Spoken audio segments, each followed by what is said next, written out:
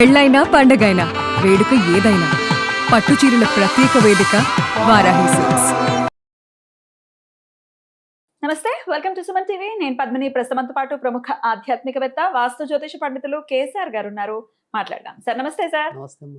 Sir, శ్రావణ మాసం మొదలైపోయింది కాబట్టి ఇంకా వరుసగా అడిగేయాలి సార్. శ్రావణ సోమవారం, శ్రావణ మంగళవారం, శ్రావణ శుక్రవారం, శ్రావణ శనివారం అన్ని చాలా విశేషంతో కూడుకున్నటువంటి రోజులు కాబట్టి, మరి మొదటి శ్రావణ సోమవారం రేపు 17వ తారీఖు సోమవారం పంచమి తిథితో కలిసి వస్తోంది. నాగపంచమి, నాగుల పంచమి మనం చేసుకునే పంచమి, గరుడ పంచమి. గరుడ పంచమి కూడా రెండిటికి పడనప్పటికీ ఒకే రోజు మనం ఆరాధన చేసుకోవటం అనేది మన శాస్త్రంలోనే ఉండేటటువంటి ఒక వైభవం అని చెప్పుకోవచ్చు.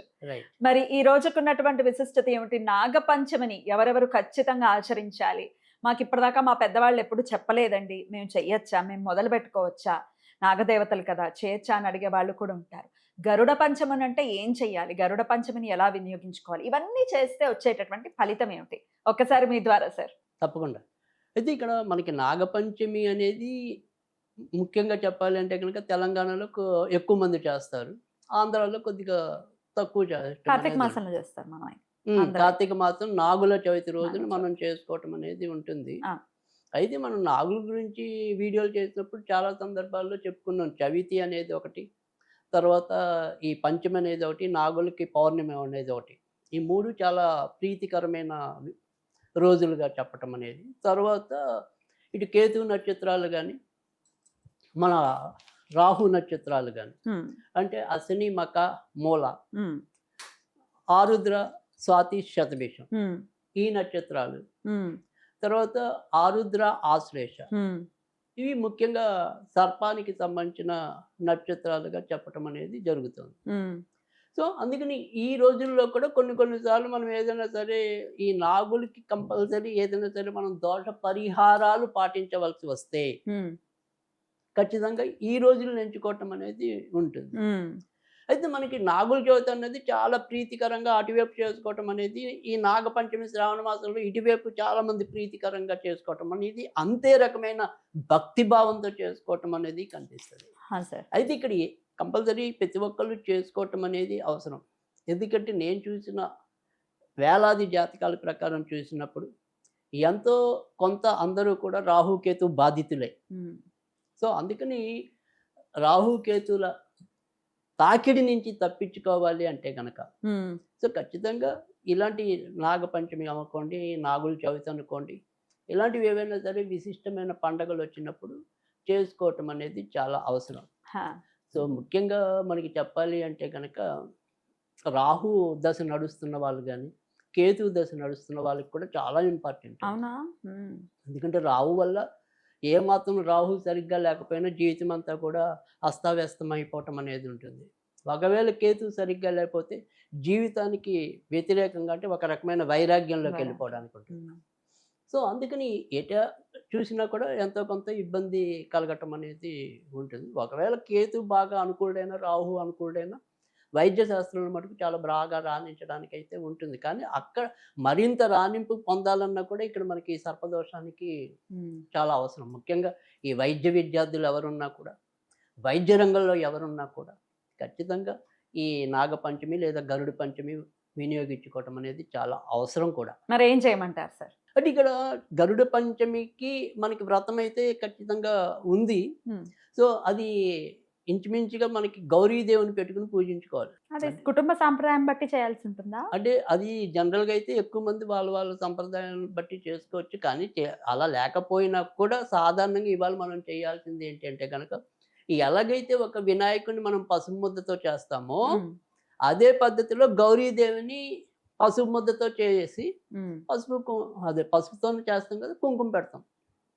ఇంకా మిగతా పూజ అంతా కూడా మనం అమ్మవారికి చేసేలాగానే ఇక్కడ మనకి ఇచ్చిన వ్రతంలో కూడా గౌరీదేవి అష్టోత్తరమే ఉంటుంది పూజ.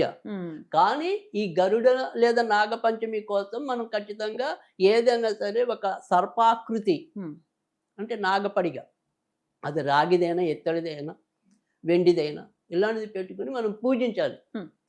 గౌరీదేవి ముందు పెట్టుకుని ఇది మనం వీరిగా వ్రతం ఉన్నా లేకపోయినా కూడా ఇదే పద్ధతిలో ఈరోజు ఆరాధించాలి. సో దీనివల్ల మనకి ఏదైనా సరే ఇలా ఇందాక చెప్పుకున్నట్టు ఎటువంటి సర్పశాపాలు ఉన్నా, లేదా రాహుకేతు వల్ల ఉండే ఇబ్బందులు తొలగాలన్నా, రాహుకేతులతో మనం అనుకూలమైన స్థితిని పొందాలన్నా ఖచ్చితంగా ప్రతి ఒక్కరికి అవసరమే.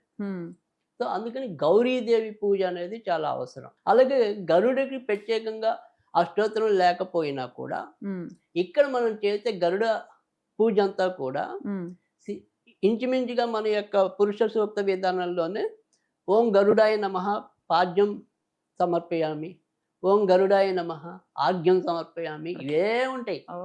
ఒకటే ఇంకా నామము, ఇంకా అంతే. ఉపచారాలు అంతే. ఉపచారాలు అన్నిటిగా గరుడాయ నమః గరుడాయ నమః గరుడాయ Simple నమః కదా. ఇంతే, ఇదే ఉంటుంది. సో వ్రతంలో ఇచ్చిందంతా అదే. సో ఇది మనకు అన్ని కథల్లోనే కానీ మళ్ళీ ఎప్పటికప్పుడు అక్కడ ఈ సోనకాద్ వీళ్ళందరికీ కూడా చెప్పడం, సూత మహర్షి ఉంటుంది, ఈ కద్రువ దాస్యం స్టోరీ వస్తుంది, వినతా కథ వాళ్ళ కథ వస్తుంది. ఆ దాస్యం వదిలించడానికి గరుడు ఎలాగా కష్టపడ్డాడు, ఎంత వేగంగా దాన్ని తీసుకొచ్చాడు, తీసుకొచ్చి తల్లికి ఆ దాస్య విముక్తి. అంటే ఇక్కడ మనం తెలుసుకున్నట్టయితే గనక ఏదైతే దాస్య విముక్తి తల్లి అంటే తల్లికి ఒక చెరలాగా ఉన్న దాని నుంచి ఎలా తీసుకొచ్చాడు, జీవితంలో ఉన్న మనం సమస్యల యొక్క కారాగారంలో లేదా దానికి మనం దాసులమై ఎలా ఉన్నాము, అలాంటి సమస్యల నుంచి విముక్తి కలగటం కోసమే ఈ గరుడ పంచమి. అద్భుతం సార్. సో అందుకని ఈ గరుడ పంచమి లేదా నాగ పంచమి అనేది మనం చేతనైనంతగా చేసుకోవటం అనేది అవసరం. సరే, ఒకవేళ మనం ఏంటంటే ఈ గరుడు కోసం ప్రత్యేకంగా ఏదైనా సరే ఒక చిన్న మంత్రం లాంటిది చదువుకోవాలి అనుకుంటే గనక ఓం హ్రీం గరుడధ్వజాయ విష్ణుప్రియాయ నమః, ఓం హ్రీం గరుడధ్వజాయ విష్ణుప్రియాయ నమః. ఇది వీలైనన్ని సార్లు చదువుకోవాలి.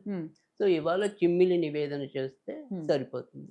అంటే తెల్ల నువ్వులు బెల్లం ముద్దలాగా చేస్తే దాన్ని చిమ్మిలి అంటాం. దీన్ని నివేదన చేస్తే సరిపోతుంది.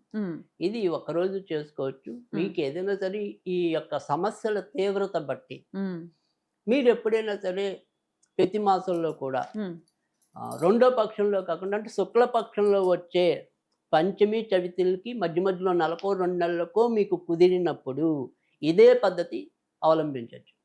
అలా కొన్ని వారాలు పెట్టుకుని చేసినట్టయితే ఖచ్చితంగా మీకు సమస్యల నుంచి ఉపశమనం లభించడం అనేది జరుగుతుంది. అద్భుతం సార్, చాలా చక్కగా వివరించారు. అయితే ఈ పుట్టలో పాలు పోయటం కానీ లేకపోతే శివాలయాల్లో కానీ ఈ రాహుకేతుల ప్రతిష్ఠ దగ్గరికి వెళ్ళి పాలు పోయటం కానీ ఇవన్నీ కూడా చేస్తుంటారు, అవి చేయొచ్చా సార్? ఖచ్చితంగా అండి. ఇక్కడ మామూలుగా అయితే ఆ రకంగా ఇక్కడ మనం మించుమించుగా ఈ ఏదైతే నాగపంచమి ఉందో ఈ తెలంగాణ అంతా కూడా మనం అక్కడ నాగుల చవితికి వెళ్ళి పుట్టలో ఎలా పోస్తామో ఇలా ఉంటుంది. కానీ నిజానికి ఏంటంటే ఇక్కడ మనకున్న ఏదైతే పూజ పురాణాల్లో ఇచ్చిన దాంట్లో అయితే వరకు ఓన్లీ గరుడ పూజ చేయటం అనేది కానీ నాగ పూజ చేయటం అనేది ఇచ్చారు. కానీ ఇలా పుట్టల్లో పాలు పోయటం అనేది ఇలా తర్వాత అది మనం ఏర్పరచుకున్న సంప్రదాయం. సో అది చేస్తే తప్పు అవుతుందా రైట్ అవుతుందంటే నిరభ్యంతరంగా చేసుకోవచ్చు. నాగులకి ఇష్టమైన పనే కాబట్టి ఆచరించుకోవచ్చు. గుడ్డు కూడా పెడతారేమో కదా సార్? అంటే ఇక్కడ కొంతమంది అలాగా మనకి ఏంటంటే అసలు నాగులకి ఏమంటాం కోడిగుడ్డు సొన వేయటం అనేది మనం అటు నాగుల చవితి రోజు అక్కడ చేసేవాళ్ళు ఉన్నారు, ఇక్కడ చేసేవాళ్ళు ఉన్నారు. బట్ అదైతే కనుక శాస్త్రంలో ఎక్కడ కూడా ఉదహరించలేదు, లేదు. సో అవి తర్వాత మనం ఏదో ఆహారం సమర్పిస్తున్నట్టు అంతే వాటికి ఇష్టంగా భావించారు అంతవరకే. అంతే తప్ప మామూలుగా అయితే శాస్త్రంలో అయితే ఎక్కడ కనపడదు అది. ఓకే సార్, రైట్ సార్, అద్భుతంగా తెలియజేశారు. ఖచ్చితంగా ఈ రోజున ఈ ప్రక్రియ ఏదైతే ఉందో మీరు చక్కగా తెలియజేశారు. అయితే ఆ నాగపడిగా అని చెప్పారు కదా సార్, అది మళ్ళీ శివుడి దగ్గర పెట్టేయచ్చా సార్? మనం పూజ చేసుకుంటాము అలాగే చేసుకోవచ్చు. లేదంటే ఏదైనా సరే మామూలుగా చెప్పింది ఏంటంటే ఏదైనా నదుల్లో కలిపిస్తే మంచిది. పారే నీటిలో కలిపేస్తే మీకు ఎటువంటి సర్పదోషాలు ఉన్నా కూడా అవి తొలుగుతాయి. అది ఒకటి.